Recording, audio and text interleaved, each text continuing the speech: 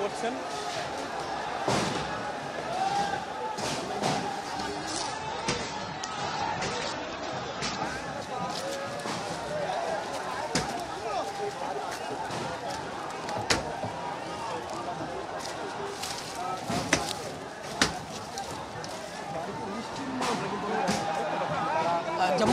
যেমনটি শুরু থেকে বলছিলাম যে মূলত ছাত্র জনতা যারা রয়েছেন তারা তাদের যে ক্ষোভ সেই ক্ষোভটি মূলত প্রকাশ করছেন। আসলে এই বাড়িটিতে বলা চলে যে এখন কিছু নেই, কিন্তু যে ক্ষোভ, যে বিপ্লবী ছাত্র জনতার যে ক্ষোভ, সেই ক্ষোভটি মূলত তারা প্রকাশ করছেন এবং তারা বলছেন যে রক্তের মধ্য দিয়ে যে দেশ,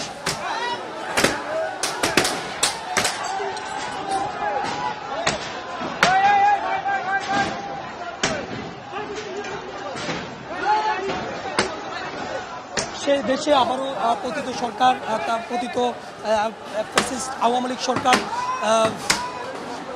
তাদের কোনো অবস্থান জানান দেবে সেটি কিন্তু কোনো ক্রমেই তারা হতে দিবে না, সেটি তারা মূলত বলছেন। এবং যার জন্য আমরা দেখতে পাচ্ছি যে তারা তাদের যে ক্ষোভ, সেই ক্ষোভটি তারা প্রকাশ করছেন এবং তারা বলছেন যে বিভিন্ন মাধ্যমে আবারও সেই আওয়ামী লীগ এবং তাদের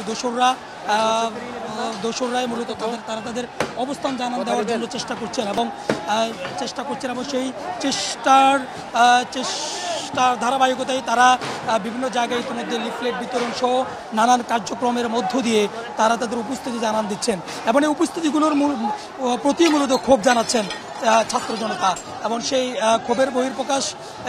বহির্প্রকাশই এখন দেখতে পাচ্ছেন যে 32-এ শেখ মুজিবুর রহমানের যে বাড়িটি রয়েছে সেই বাড়িটিতে মূলত ভাঙচুর চালাচ্ছেন এবং বলছেন যে পতিত সরকারের পতিত যে শেখ হাসিনা তার কোনো নিদর্শন থাকতে দেওয়া হবে না। এবং ইতিমধ্যে দেখতে পাচ্ছেন যে ওই ভবনটিতে মূলত আগুন ধরিয়ে দেওয়া হয়েছে এবং আগুন জ্বলছে, আগুন ধরিয়ে দেওয়া হচ্ছে।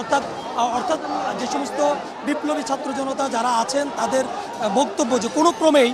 পতিত যে হাসিনা অর্থাৎ ফ্যাসিস্ট যে রয়েছে তার কোনো চিহ্ন কিন্তু রাখা হবে না এবং তার প্রেক্ষিতে মূলত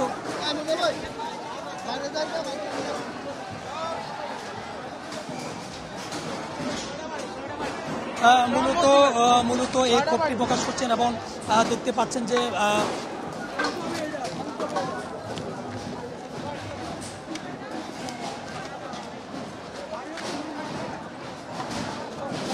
এবং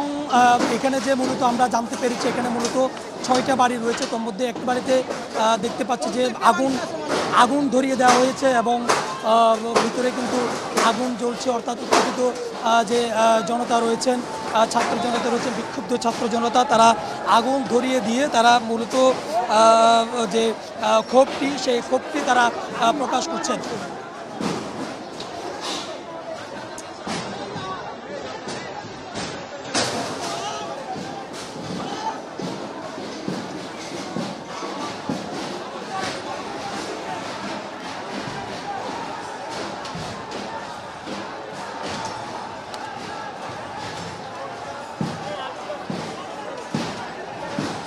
এবং দেখতে পাচ্ছেন যে একটি বাড়িতেই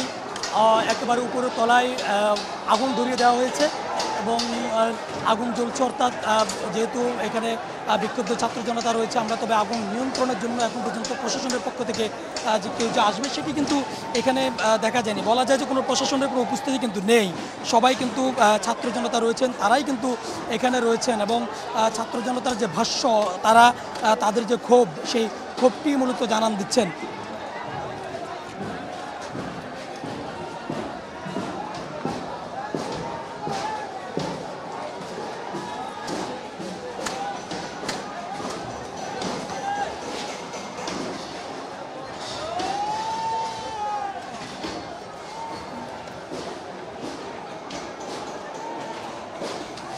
মূলত আজকের যে উত্তেজিত হওয়ার যে ঘটনার যে সূত্রপাত সেটি আপনারা জানেন যে মঙ্গলবার ছাত্রলীগের যে ভেরিফাইড ফেসবুক পেজটি রয়েছে সেই ফেসবুক পেজের মধ্য দিয়েই একটি ঘোষণা দেওয়া হয়েছে যে আজকে রাত 9টায় লাইভ অনুষ্ঠানে অর্থাৎ লাইভে পতিত সরকার যিনি ছিলেন শেখ হাসিনা তিনি একটি ভাষণ দেবেন, সেটিকে কেন্দ্র করে মূলত আজকের এই উত্তেজিত হওয়ার যে ঘটনা সেই ঘটনাটি ঘটেছে। এবং তারপরেই সেই ফেসবুকের পোস্টকে কেন্দ্র করে সোশ্যাল মিডিয়াতে নানান ধরনের লেখালেখি হয়েছে এবং লেখালেখি হওয়ার পাশাপাশি বিভিন্ন জায়গায় আন্দোলনকারী যারা রয়েছেন অর্থাৎ বৈষম্য বিরোধী আন্দোলনের নেতৃবৃন্দ সহ বিভিন্ন মহলেই কিন্তু এটি নিয়ে কথা উঠেছে, কথা বলেছেন জনতারা। এবং সেই প্রেক্ষিতেই তারই ধারাবাহিকতায় মূলত আজকের ঠিক 8টা নাগাদ 8টার পরপরই বলা যায় যে এখানে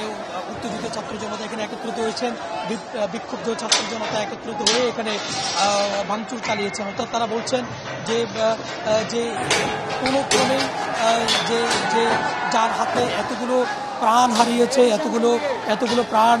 যিনি কেড়ে নিয়েছেন, এতগুলো মানুষকে যিনি হত্যা করেছেন, তার কোনো উপস্থিতি অর্থাৎ তার কোনো বক্তব্য মন্তব্য এবং তাকে নিয়ে কোনো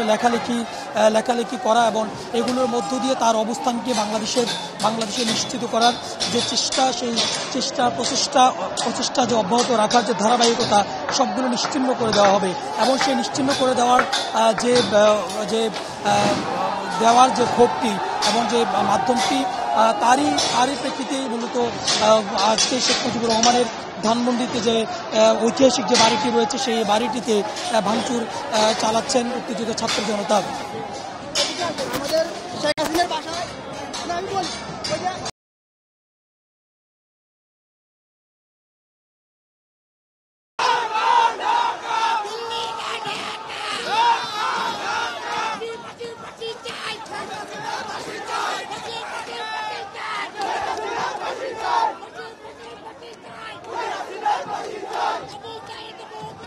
Let's